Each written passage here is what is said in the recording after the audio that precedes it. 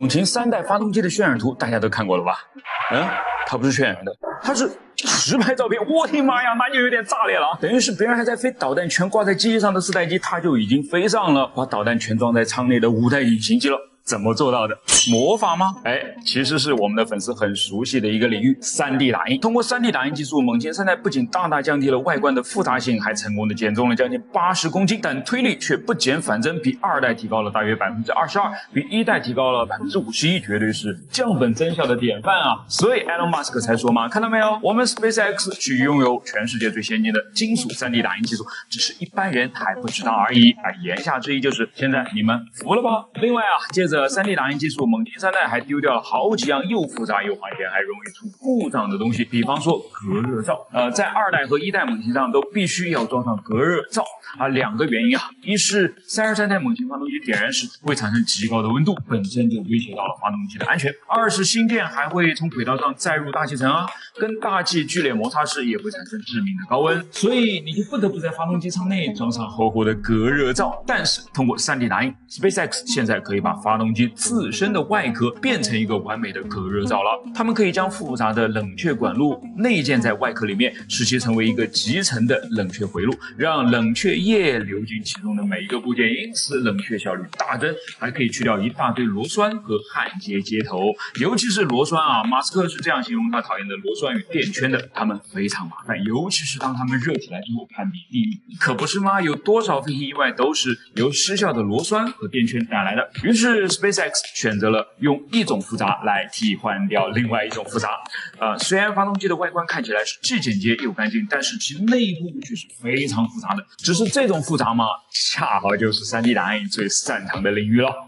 接着我们再来继续看看猛禽3代还有哪些提升在性能上面，猛禽3代的推力达到了280吨，比猛禽2代的230吨提高了22%，而相比起最初的猛禽1代更是提升了51%。这种推力的增加就使得猛禽3代成为目前世界上推力最强的火箭发动机之一了。此外，猛禽3代保持了350秒的比冲，即单位燃料提供的推力时间，确保了其高效的燃料使用率。猛禽3代的另一个突出优势是其在推力密度及推力与发动机出口面积的比值方面的表现。猛禽3代的推力密度在当前火箭发动机中处于领先地位，这意味着它在提供高推力的同时保持了较小的体积，这对火箭设计和燃料效率都是有很大的帮助的。相比之下其他一些著名的发动机，比如航天飞机和 SLS 的助推器，在推力密度上已经被猛禽3代给超越了。这表明猛禽3代不仅在推力上领先，而且在整体设计上更加的紧凑和高效。当然，紧凑也带来了一些维修上面的挑战。由于发动机的某些部分不再有可拆卸的螺栓，而是直接打印在一起的，所以这就使得在需要维修时呢，就必须要通过切割发动机来进行，这无疑增加了维修的复杂度和成本。不过你看马斯克的态度他似乎完全可以接受这点。 The next gen Raptor engine is actually a little difficult to service because there are parts that don't have a flange anymore. It's just welded shut. Right. To change a part, you need to literally cut it open. 他要么呢是对猛禽3的质量很有信心，要么就是对猛禽3代的成本很有信心。切开维修搞那么复杂干嘛？修不如换直接重新打一台新的，不就解决问题了吗？所以猛禽还真是猛啊！是的，直升机的旋翼在转起来之后呢，并不是规规矩矩的稳在一个平面上，而是群魔乱舞似的摆来摆去的，不仅上下摆，甚至还要前后摆。下面让我们来看看竹蜻蜓，我想大部分人都玩过。当我们把这种左右叶片角度相反的桨叶旋转起来之后呢，它就能够垂直飞起来了，是不是像极了直升飞机的原理？但问题是，你看竹蜻蜓桨叶跟旋转轴之间结构如此简洁，那直升机的桨叶跟它的旋转轴之间怎么就长得那么复杂呢？甚至连个玩具遥控飞机也是这样的。我是百科全书火箭叔，今天呢，我们就来聊一聊这个问题。可能你会说，因为竹蜻蜓只会上下，而直升机除了上下，我们还要让它前进后退、左右移动不得想点控制它的办法吗？所以这就让连接起旋转轴和桨叶之间的结构复杂了起来嘛，对吗？肯定是对的啊！当然，我们假设有这样一种新型的直升机，桨叶跟旋转轴就是像竹蜻蜓那样简单的直接硬连接在一起的，只不过旋转轴的方向是可以改变的。想要往前飞呢，就把旋转轴往前倾；想要往后、往左、往右飞呢，那就把旋转轴往后、往左、往右倾，不就可以了吗？让我们排除这里面在设计上的所有不合理性。请问，真要有这样的直升机，它能飞得起来吗？随着桨叶，我们还是专业点称它为旋翼吧。加速旋转了起来，这架另类的直升机呢，也开始慢慢的向上升起，简直跟竹蜻蜓一模一样。好，在获得了一定的高度后呢，我们要让它往前飞啊，跟之前说好的一样，我们开始往前倾斜旋转轴，于是直升机也的确开始向前移动了起来。此时我的内心是激动的，一项伟大的发明即将在我的手里面诞生。但是等等，好像有些不太对劲啊！它怎么有些不太平衡了呢？它怎么就控制不住再往侧翻了呢？怎么会这样呢？这就是旋翼跟旋转轴硬连接的后果了。为了说清楚这点呢，我们需要稍微补充一下直升机是如何获得升力的基本知识的。直升机的旋翼呢，也是一种机翼，只不过跟固定翼飞机的机翼运作方式不同罢了，但产生升力的原理都是一样的。机翼的升力主要有2种来源：翼型带来的压力差，迎角带来的反作用力。咱们了解到这儿就可以了。要是再往深里的话，连科学家都还没有真正完全搞懂呢。不相信吗？可以看看我的这一期内容。好了，说回来啊，第一种简单来说可以理解为由于机翼上下表面的形状不同，所以导致了上下表面空气流速的不同，上表面空气流速更快，而下表面空气流速稍慢。根据伯努利原理呢，这样的流速差就产生了压力差，下表面压力大，而上表面压力小，两者一减，下表面还有余力，于是就能把机翼往上抬起来了。速度越快，造成的压力差也就越大，于是升力自然也就越来越大了。而第二种迎角带来的反作用力，什么是迎角呢？迎角又叫做弓角，是指机翼的前进方向同它的弦线之间的夹角。它和升力之间的关系是迎角越大，升力越大，反之亦然。当然，迎角过大的话，也可能会带来失速的，这个咱们在这儿就先不讨论了。带着这2点知识回到直升机上面，我们会发现什么问题呢？就是当旋翼在直升机头上旋转起来时，一侧的桨叶在往前走，而另一侧的桨叶在往后走，它们分别叫做前进叶片和后退叶片。当直升机悬停不动时，这还没什么问题啊，而当直升机往前移动时，问题就来了，因为此刻在旋翼身上就要加上一个相对运动了。对前进叶片来说，相对速度相加之后变得更大了，而对后退叶片来说呢，相对速度相减之后变得更小了。还记得我们刚才说过的机翼产生升力的第一点吗？对于同样的翼型而言，速度越快，升力越大，这就意味着前进叶片比后退叶片产生了更大的升力，从而在这样左右不平衡的升力影响下，直升机开始快乐地做起了翻滚运动，直到坠机或者是停止前进。而这2者都不是我们希望看到的，那该怎么办啊？最常见的一种方式是让旋翼能够自由地上下挥舞。是的，直升机的旋翼在转起来之后呢，并不是规规矩矩地稳在一个平面上，而是群魔乱舞似的摆来摆去的，不仅上下摆，甚至还要前后摆。下面让我们来看看，在桨叶的一根部位会设置一个水平的轴孔，然后通过插销来将它与旋转轴连接在一起。这个结构叫做挥舞角，也叫做水平角，它可以允许桨叶在一定幅度范围内上下浮动。这样一来，桨叶在前进时，由于升力增加，自然就会向上挥舞，于是其运动的实际方向呢，不再是水平，而是斜线向上的。桨叶实际的迎角也由于这样的运动而减小了，升力降低。桨叶在后退时，升力不足，开始自然的下降，于是实际迎角就增大，升力便增大了。这样一减一增，正好平衡了原先的升力差，使直升机既能平稳的飞行，又能够快速的前进了。不过，桨叶这样上下乱窜，就不会打到机身上吗？不会啊，由于离心力的存在，桨叶会有自然拉直的趋势，因此不会在升力作用下无限升高或者降低。也就是说桨叶的挥舞幅度不是无限的。再加上工程师在机械构造的设计上也采取了相应的措施，从而保证了桨叶的挥舞不至于和机体发生碰撞。好了，这就完了吗？还没有啊！尽管通过挥舞角解决了直升机侧翻的问题，但是这个解决问题的方法本身也带有问题啊，那就是每当桨叶上扬或者下压时，其重心的位置都会往旋转轴的方向移动，引起科里奥利效应，产生出科氏力矩。这个真的很难解释清楚，但我们可以把它理解为类似于原地旋转的花样滑冰运动员收双臂就能够转得更快一样。这里的科氏力矩也会拉着旋翼转得更快，关键是它还是在不断变化的。如果就这么放任着它不管的话，旋翼转得忽慢忽快的，很容易就造成损伤了。那该用什么方法来解决呢？用摆正脚，也叫做垂直脚，就是在桨叶的根部再设置一个垂直的轴孔，通过插销来与旋转轴的其他结构相连。这种连接方式允许桨叶前后小幅度的摆动，从而解决了我们以上说到的科氏力矩的问题。它是这么干的：当桨叶前行时受到的阻力较大，由于摆正脚允许它在水平方向上前后摆动，所以呢，它就会自然的向后摆，变得稍稍带上一点后掠角，这样就变相增加了桨叶在气流方向上的抛面长度，加强了减小引脚的作用，从而对科氏力矩进行了补偿。而当桨叶后退时，阻力减小，桨叶反而会超前于旋转轴运动，形成一种前掠的样子。这当然增加了桨叶在气流方向上的抛面长度，加强了增加引脚的作用，补偿了科氏力矩。就这样，有了挥舞脚和摆正脚，直升机才能够在空中淡定地站稳脚了。而它们带来的直接结果就是，这样连接起桨叶和旋转轴的结构，怎么看起来就那么复杂呢？我是火箭叔，关注我，接下来我还会把一些直升机相关的有趣知识分享给你的。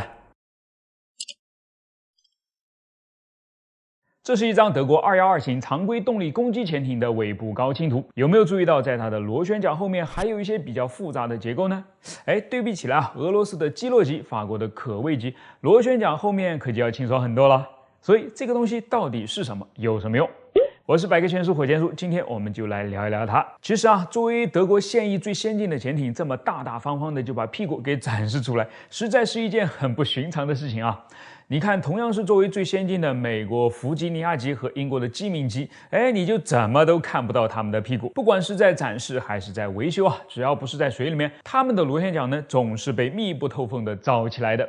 至于为什么要这样啊，我们稍后就会讲到。既然德国人不吝惜的给我们看了，我们就先讲它啊。这个突出在螺旋桨外面的，好像还带了一些叶片的东西呢，就叫做桨骨涡流扩散器了。它的作用主要有两个：降低噪音和提高推进效率。我们分别来讲讲。水下螺旋桨的噪音呢，主要是由一种叫做空泡现象产生的。当螺旋桨快速旋转起来之后呢，贴着它表面的那一层薄薄的水也会被它带动着快速流动起来的。而根据伯努利效应啊，流体的速度越快，压力也就越小，而压力越小，其沸点也会越低。所以呢，随着螺旋桨越转越快啊，它表面那些水流的压力已经降来低于达到沸腾的最低压力了。于是啊，就像我们把水烧开了一样，也咕嘟咕嘟拼命的冒泡泡了。这些泡泡在散开、碰撞、破裂后，就产生了大量的声音，为声呐追踪潜艇提供了一个重要的资料。所以，潜艇想要隐身，就得不断的在螺旋桨上做文章才行啊，使它尽可能少的产生空泡。这些努力分别都有：降低螺旋桨的转速，增加螺旋桨的直径，减少螺旋桨的表面积，增加桨叶的数量，扭转桨叶的形状和角度等等。其中有着太多的冲突和妥协啊。比如为了在降低转速后还能获得一定的前进速度呢，就需要能够在单位时间里面推动更多的水才行啊。这就需要增加螺旋桨的直径。但是直径的增加也是有个极限的，再大可能就会在停靠的时候打到船坞了，那就只能增加桨叶的表面积了。但增加了表面积就意味着有更多贴在表面的水流了，空泡不是一样也会很多吗？于是只能减面积加数量。同时为了尽量平衡内圈和外圈搅水的速度差呢，还又将叶片扭成了这副模样。好了，在如此这番之后呢，螺旋桨的噪音终于降到了一个很低的范围了。但还是有人不甘心啊，他们觉得要是我拿个罩子再把螺旋桨整个罩起来，岂不还能再降点噪吗？这就是美国和英国最先进的潜艇后面装着的泵推系统了。这个大罩子的确会让里面的螺旋桨呢更安静一些，而且似乎也会更加的高效。不过人家是核动力的大潜艇，把推进系统折腾得更重更复杂一点也没啥大问题，但在常规动力潜艇上是很少有人敢这么做的。除了我们都知道的战斗民族啊，所以212它既想要更安静一些，但又装不起泵推，怎么办呢？桨骨涡流扩散器在一定程度上也是可以抑制空泡现象的产生的，于是就带来噪音的减少了。那它又是怎么增加推进效率的呢？这个技术背后的基础其实既不是什么秘密，甚至也一点都不新，它早就应用于商业船舶了，只是名字稍有不同而已，叫做讲古茂奇，是在20世纪80年代开发出来的。经过了几十年的验证呢，它的确是可以将大型船舶的燃油消耗量减少5%左右。整个生命周期下来啊，这就是一笔非常可观的费用了。它是这么工作的，跟飞机的机翼非常像啊。流过船用螺旋桨上下表面的水流速度呢，也会因为其形状的不同而产生速度的不同。当这两股不同流速的水流在螺旋桨尾端重新汇合之后呢，就会在方向上产生偏转了。当每一片桨叶产生的这股偏转的水流都汇合到一起后，就会在桨骨后方变成一股更加强烈的涡流，直直的喷射出去。而它们原本呢，其实是可以产生更多推力的，它就叫做桨骨涡流。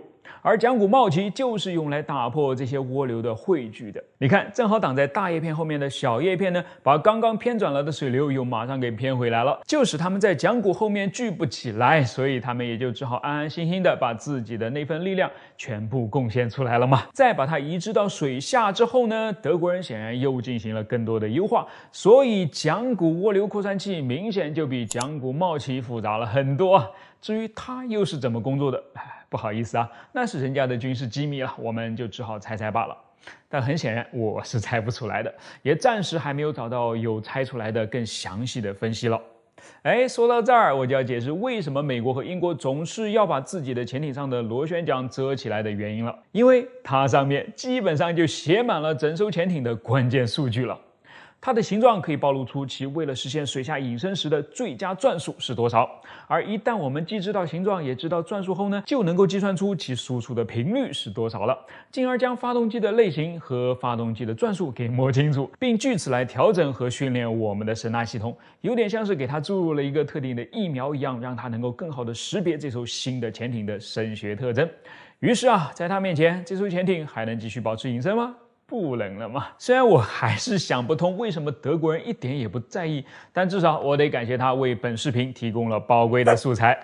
我是火箭叔，关注我，把不一样的科学知识讲给你听。很少人没有坐过火车，但很多人却并不一定知道为什么火车可以像现在这样行驶。比如是什么原因让它能够压着2条轨道行驶而不会脱轨呢？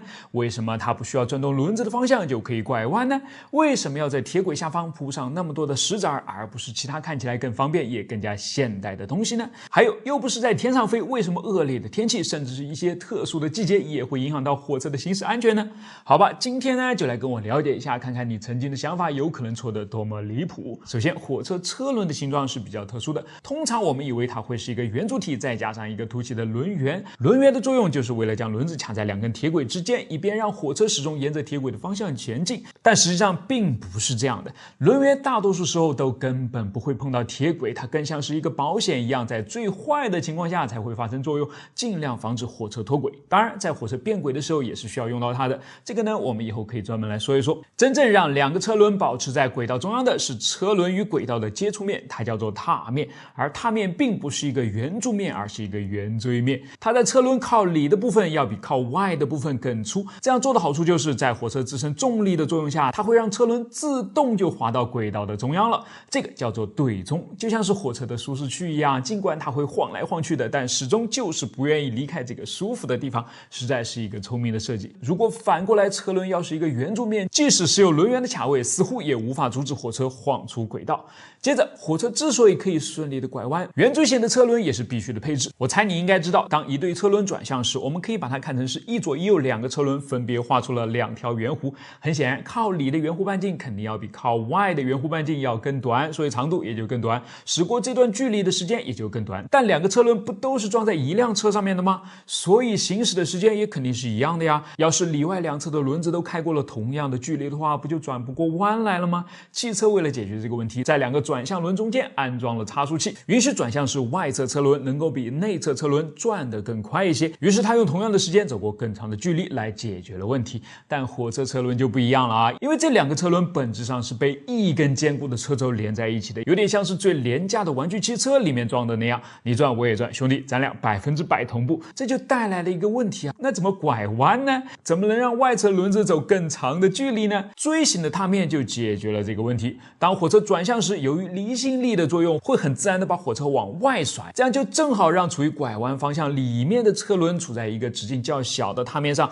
而外侧的车轮则处在一个直径较大的踏面上。于是相同的时间走过不同的距离，弯顺利转了过来。看似一个很小的结构，却解决了一个大问题，不得不佩服人类在工程设计上所拥有的天赋啊！说到这儿呢，我一直以来想吐槽的另外一个问题是，你说我们的马路早就从土路、碎石路进化到了漂亮的柏油马路了，但怎么铺在铁轨下方的碎石子还似乎停留在几个世纪以前呢？敲碎那么多石子不累吗？实际上再累也是值得的。那些石子其实是有人家的名字的，叫做道闸，而且作用还真不小啊。首先它可以有效的吸收上方铺设的枕木与铁轨随着火车行驶所带来的震动与变形，以便让火车保持一个平稳运行的状态，避免剧烈晃动。其次呢，则是铺设了道闸之后，可以加强铁路轨道的排水功能，使雨水能够从碎石的缝隙间很快的排出，提高了行驶的安全性。最后是它的铺设也比较简单方便，造价便宜，维修起来也很方便，所以到了今天仍旧十分流行，只是随着高铁越来越普及啊，地位有所下降了而已。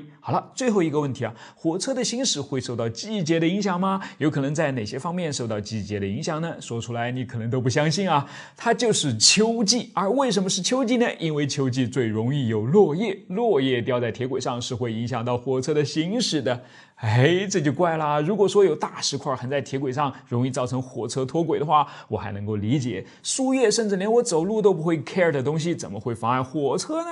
事实证明，我们忽略了火车行驶中一个非常重要的因素——摩擦力。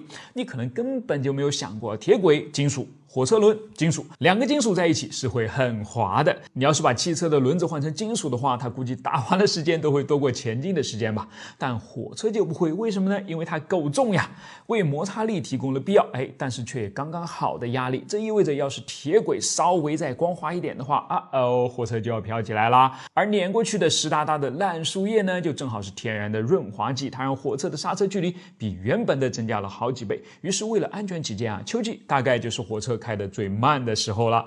我是火箭叔，关注我，让科学更有趣。先给大家看一样非常有趣的东西，把这两个长得像是扳手一样的东西头对头慢慢靠拢之后，它们俩就可以正好咬合在一起了。拉开，它们也会彼此松开，毫无阻力。稍等，让我们把它俩稍微抬起来一点，离开桌面看看。这个时候就怎么拉也分不开了，看起来松松垮垮的，但就是连接的十分结实。直到我再次把它们放回到桌面上，或者向上提起这个圆柱形的插销。这是什么玩意儿？它有什么用？我是百科全书火箭叔，今天呢，我们就来了解一下它。这个就是诞生了100多年，但直到今天我们还在使用的一项黑科技——粘式自动车钩，用来把一节一节的火车车厢连接起来的。用在火车上又叫做粘式车钩，那一定是詹天佑他老人家发明的咯。这个其实是一个误会啊。粘式车钩的确是由詹天佑引进到我们中国的，但是它的诞生地是在美国，有一个叫做伊利·汉密尔顿·詹尼的铁路工程师发明。在他发明粘式车钩之前，美国用的是一种类似于别针的车钩，就是一根有着方形盲孔和插销通孔的方棍子，外带一根铁质的插销，再加上一个能够插进盲孔的铁环而已。需要连挂的时候呢，就把插销提起来，把铁环塞进对面那根方棍的盲孔里，再把那根方棍的插销插到瞳孔里面就可以了。拉的时候铁环受力，推的时候方棍受力，在一定程度上也可以实现目的。但缺点也很明显，就是连挂和解挂都需要人工操作，既费时又不安全，很容易就造成人身伤亡事故了。铁路工人为此怨声载道。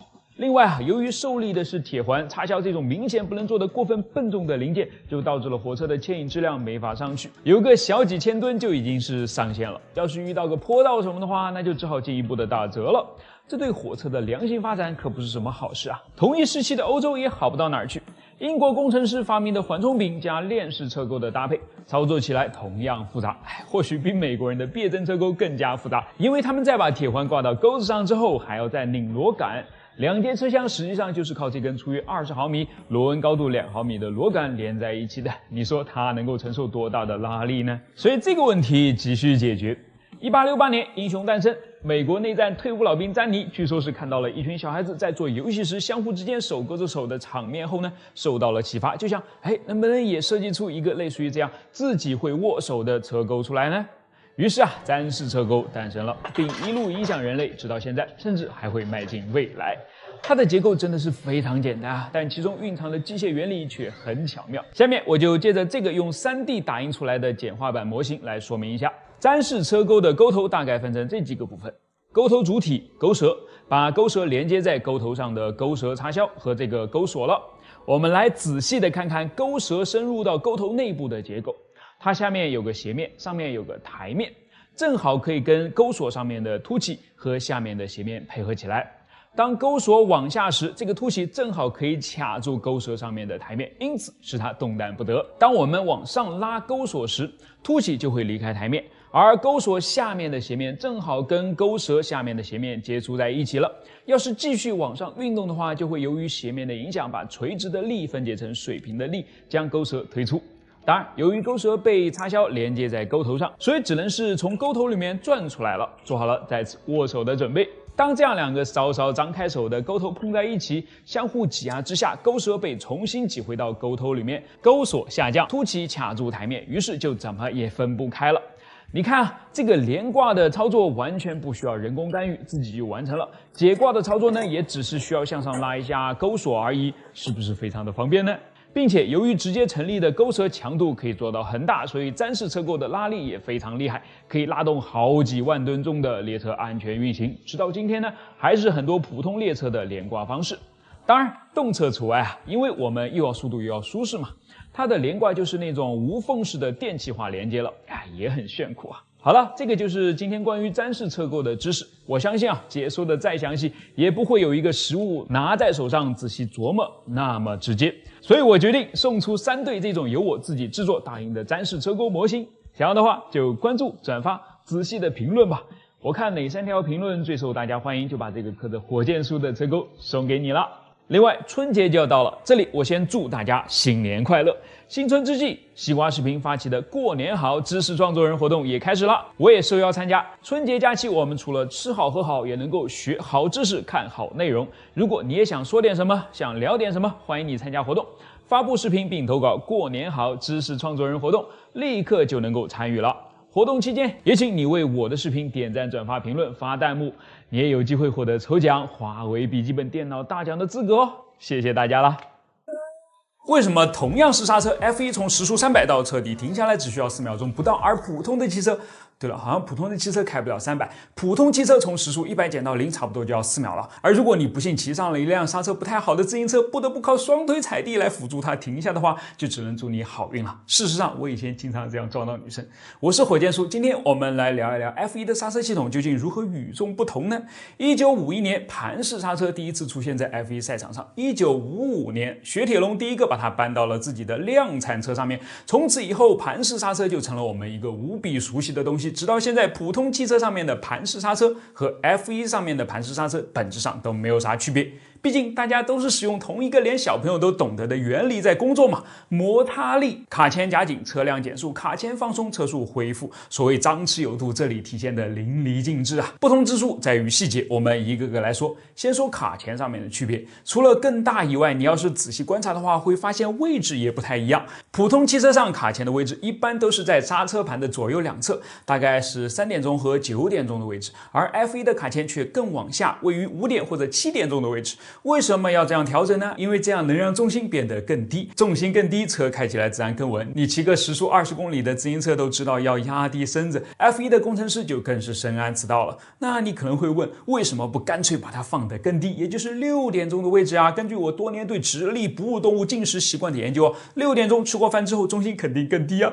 好问题啊！将卡钳的一头翘起来呢，是为了让打嗝更方便一些。因为在刹车板和卡钳之间传递力量的是液压，用液体来传递压力有一个无与伦比的好处，那就是由于液体是无法被压缩的，所以当车手踩下刹车踏板后，踏板上的力量会非常迅速又精确的传递给卡钳，从而做到人车合一。但就像你吃饭的时候难免会吞下空气一样，刹车不停的踩踩松松，也容易让空气钻了空子，钻到液压系统里面去了。空气可跟液体不一样，它比较有弹性，可以轻轻易的压缩，这就让刹车反馈变慢，人车不再合一了。F1 为了解决这个问题啊，就时不时的需要把这些混进液压系统里面的空气给挤出去。怎么挤呢？在液体里面的空气肯定会往上跑嘛，所以 F1 的卡钳就必须要装成一头低一头高的样子，并且在高的那头有一个专门的放气嘴。事实上，每一轮比赛之间的打嗝是 F1 必须要做的事情。说完了卡钳的不同，我们接着说 F1 的刹车盘跟普通汽车的刹车盘有什么区别呢？让我们再回顾一下另一个连小朋友都知道的知识啊，能量守恒。本质上，你一刹车，汽车就能够停下来，是源于能量之间的转化。汽车的动能转化成了刹车的热能。F1 动能那么大，刹车时间又那么短，就要求它的刹车盘必定是由一种特殊的耐高温材料制成的。是的，跟普通的金属刹车盘不同， F1 的刹车盘是由2种不同类型的碳复合在一起组成的，所以就被非常直接的称为碳复合材料。翻译过来就是说啊，你们造个材料倒是挺棒，怎么起个名字就这么不走心呢？总之，碳复合刹车盘可以轻松的顶住 F1 猛踩刹车时产生的超过1000度的高温，而且强度极高，重量极轻，热了不易膨胀，冷了不易收缩，看起来低调，用起来高效。当然不要以为既然它都那么耐高温了，降温就不那么重要了。你可以把它想象成海绵，热量就是它能够吸收的水分，如果始终处在吸饱水的状态，还怎么能够吸收更多的水呢？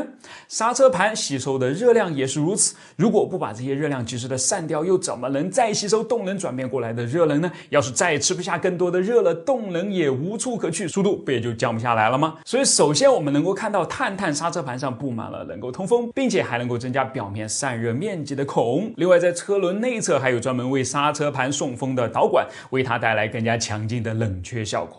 好，最后再说一个跟我们普通汽车上完全不同的黑科技，那就是当你踩下 F1 的刹车踏板之后呢，前后轮的刹车力量并不会完全均匀的分布，而是可以任意调节的。静止情况下 ，F1 的车重分布大概是前后45比55，即55%的车重是压在后轮上的。但是在急刹车的情况下，重量会向前轮转移，变成55比45，就是掉个个了。所以为了最有效的刹车，前轮分配到的刹车力量应该是55%，而后轮则是45%。这本来就不是一个平均分布了嘛，但 F1 还能够允许车手直接在方向盘上对前后车轮的刹车比例做出更自由的调整，以便找到最适合你自己和赛道的组合。真想把它移植到我自己的车上，这样就在漂移和稳重之间能够自由切换了，免得老是伸腿容易把鞋给磨坏啊！我是火箭叔，关注我，让你爱上科学。万没想到啊，在珠海航展上竟然把我们最新的枪械一个个都摸了个遍。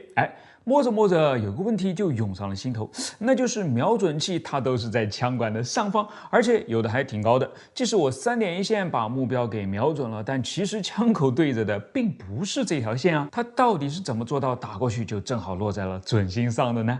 我是百科全书火箭叔，今天呢我们就来了解一下。其实答案很简单啊，因为瞄准线也就是眼睛、照门、准心和目标之间的连线，同下面这根枪管的延长线，也就是射击线之间呢，并不是平行的关系。虽然它们看起来和感觉起来都似乎是平行的才对啊。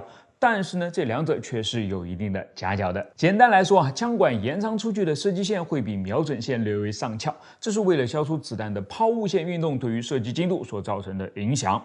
还是上图会看得更明白一些。图中的红线呢是瞄准线，由于只是一根假想线，所以不会受到物理世界的影响，一路出去都是笔直的。而黑色的线呢，就是子弹打出去的轨迹线了，它会是一条明显的抛物线。我们可以从中看到2个信息，一个是它出膛的时候呢，就是往上走的，说明射击线同瞄准线之间是有夹角存在的。第二个是它同红色的瞄准线之间呢有2个交叉点，图中2个交叉点的位置呢，分别是在30米和200米。这就说明如果这把枪瞄准的正好是30米或者是200米距离上面的目标的话，那么子弹飞过去落在的地方就正好和你瞄准的地方重合了，打的是相当准啊。但如果你瞄准目标是在30到200米之间的话，那么你打的就偏高了。比方说100米的位置上呢，偏高达到了8厘米。而如果你瞄准的目标是在200米开外的话，那么打的就偏低了。你看到了300米的地方呢，已经偏低30厘米了，肯定就脱靶了嘛。所以看到这儿呢，我的第一个疑惑已经解开了，那就是之所以抬高的瞄准器不会影响到射击精度，是因为子弹它是向上射出去的，是被抛到目标上去的。但是这又引出了第2个问题，我们不可能总是打30米或者200米上的目标，要是距离不满足，该怎么调整呢？这就是表尺要做的事情了。想象一下，想要让子弹的轨迹线在100米的距离上同瞄准线重合起来，我们可以怎么做呢？之前在100米上，它是比瞄准线高了8厘米，对吧？那我们是不是只需要将枪管抬得低一些，减小瞄准线同射击线之间的夹角，就能够让子弹在飞到100米的时候正好落在瞄准线上了呢？就像这样一样。同理啊，如果想要击中300米处的目标，那把原本已经矮了30厘米的枪口抬高，加大瞄准线同射击线之间的夹角，是不是也就完美解决问题了呢？所以表尺要做的就是能够依据目标位置来自由的调整瞄准线与射击线之间的夹角。该怎么做呢？拿最直观的立框式表尺来举例啊，在它立起来的框架里面呢，有一个能够上下移动的罩门。当把罩门放到最上面瞄出去呢，瞄准线同射击线之间所形成的夹角自然就是最大的状态了，所以它瞄准的就是最远的目标。比方说这个表尺上标注的数字15呢，就表示着1500码的距离，大约是1400米不到，对于步枪来说呢，已经非常远了。而如果把罩门放到最低的地方瞄出去呢，瞄准线同射击线之间的夹角就会非常小了，此时瞄准的就是100码91米处很近的目标了。